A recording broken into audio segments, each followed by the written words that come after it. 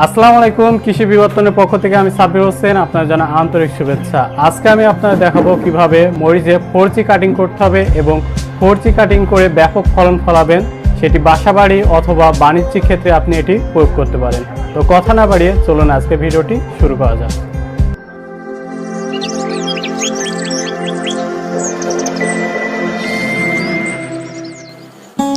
প্রথমে আমরা 1 মাসের একটি সুস্থ সবল চারা নিয়েছি এবং এই চারাটি আমার হচ্ছে প্লাস্টিক ব্যাগের মধ্যে এই চারাটি আমি তৈরি করেছি। তো দেখুন এই চারাটি সম্পূর্ণ সুস্থ সবল এবং এখানে কোনো রোগ বালাই নাই এই চারাটিতে। আর এই চারাটিতে মোট পাতা আছে 2, 4, 6, 8টি পাতা। এখান থেকে আমি 1, 2, 3টা পাতা রেখে দিচ্ছি এবং এই 3টা পাতায় অবশ্যই কুশি থাকতে হবে, আপনি অবশ্যই দেখে কাটবেন। এবার আমি এখান থেকে কেটে দিচ্ছি।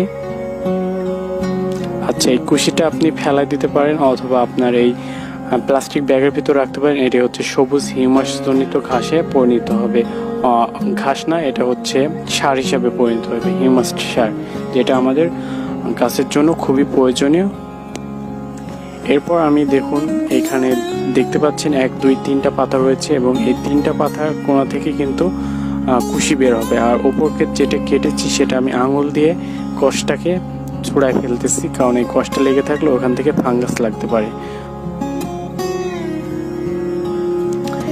এরপর আমি যে এখানে গাছ আছে অনেকগুলো, 1, 2, 3, 4, 5, 6, 7টা গাছ আছে, আমি পুরোটা আপনাকে দেখাচ্ছি। এই গাছগুলো প্রত্যেকটা আমি 3 থেকে 4টা পাতা রেখে প্রত্যেকটা আমি কেটে ফেলতেছি।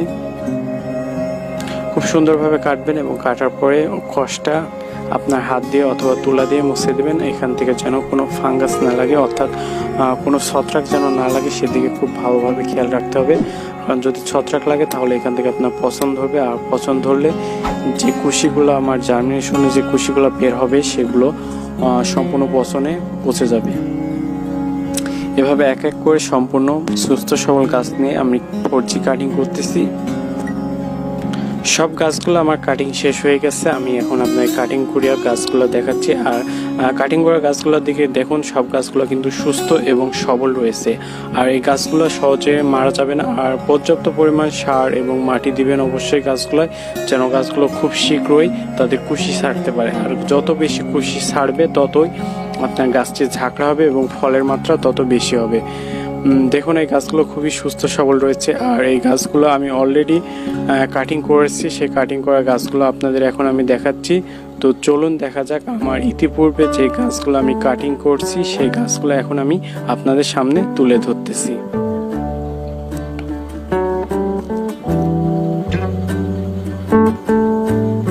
তো কাটিং করা 15 দিনের অবস্থা আমি এখন দেখতেছি। চলুন 15 দিনের পরে পর্যবেক্ষণ করি কি অবস্থা এখন আমার গাছগুলি রয়েছে। দেখুন গাছগুলোয় পর্যাপ্ত পরিমাণে কুশি ছেড়েছে এবং কুশিগুলো অনেক ঝাঁকড়া হয়ে গেছে। আপনি খুব ভালোভাবে দেখতে পাচ্ছেন এখানে আমার প্রত্যেকটা গাছ কিন্তু কাটিং করা এবং এই গাছগুলো আমি টপে করছি। আর এই পাশে যেগুলো আছে সেগুলো পলিথিন ব্যাগে আছে, আর সামনেগুলো আমি টপে রাখছি। আর এই গাছগুলো দেখুন কিছু কিছু গাছে আমার অলরেডি ফুল চলে এসেছে। আর এখানে যে দেখছেন পাতাগুলো কুকড়াই গেছে, এক্ষেত্রে আপনি কীটনাশক ইউজ করতে পারেন। কীটনাশক ইউজ করলে আপনার পাতাগুলো সতেজ হয়ে যাবে। আর ম্যাক্সিমাম গাছে আমার ফুল চলে আসছে, আমি এগুলো আপনাদের হাত দিয়ে ধরে ধরে দেখাবো।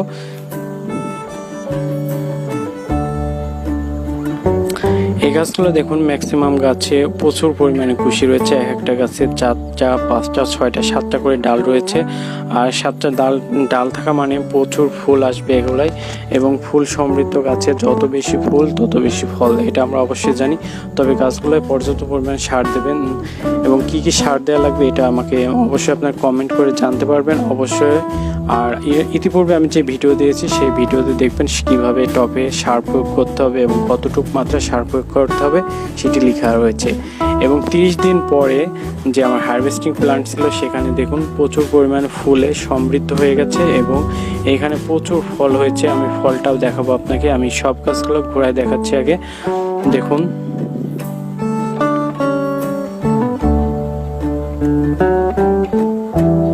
পর্যাপ্ত পরিমাণ ফুল রয়েছে এবং ফলে সমৃদ্ধ হয়েছে। কিছু কিছু গাছে আমার ফলও চলে এসেছে, আমি সেই ফলগুলো আপনাদের জুম করে দেখাবো। এই যে আমি আঙুল দিয়ে দেখাচ্ছি, এখানে দেখুন একটি মরিচ রয়েছে, অবশ্যই আপনারা দেখতে পাচ্ছেন।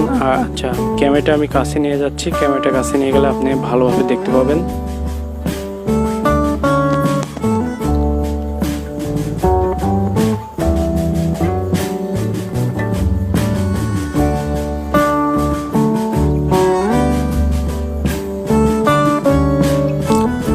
প্রিয় ভিউয়ার্স, দেখুন এই যে এখানে দুইটা মরিচ ধরছে আর একটা আমার নাগা মরিচগুলো একটু লম্বা লম্বা সাইজের এবং এগুলো ওপর দিকে থাকে সব সময়।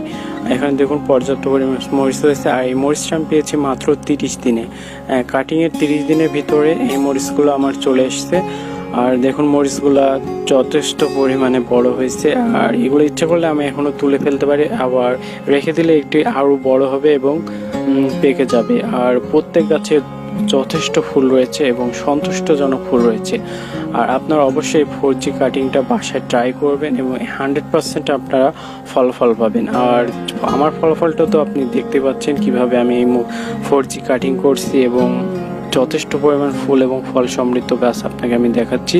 আর এটা হচ্ছে বাসা বাড়ির ছাদে আপনি করতে পারবেন এবং গাছগুলো ফাঁকা ফাঁকা করে রাখবেন। আমি দেখানোর জন্য গাছগুলো আপনাদের ভিড়ায় রাখছিলাম, এখন আমি ফাঁকা ফাঁকা করে দিতেছি।